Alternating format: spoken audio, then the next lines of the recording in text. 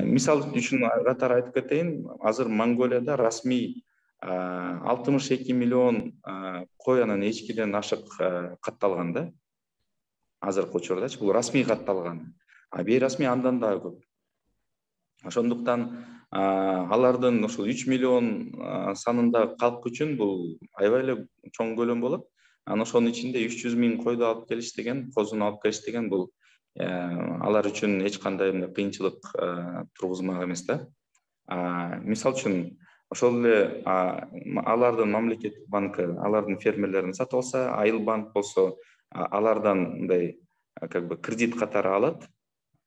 И биздин фермерлер болсо Айыл банктан кредитке алат, анан Айыл банкка төгүп берет. Айыл банк болсо кайра тиги Монголиянын банкына төлөп бермек да. Ошондо биз мындай жөндөн эле айтып койсок болот, мындай 300 миң койду Кыргызстанга алып келе тургандай биздин ишкерлерге шарттарды түзүп берип койсок эле, алар бул логистика жагын өздөрү чечмек.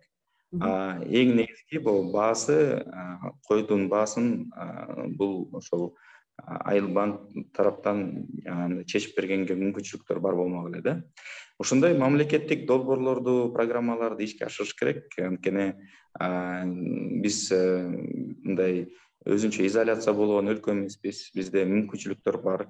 Ошол эле Россиянын малчылардын союзу менен ишти жүргүзүш керек болчу.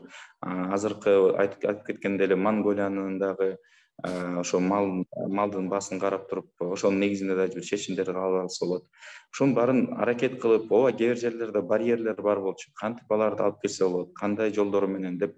Бирок анын баарын ишкерлер өздөрү чече алмак.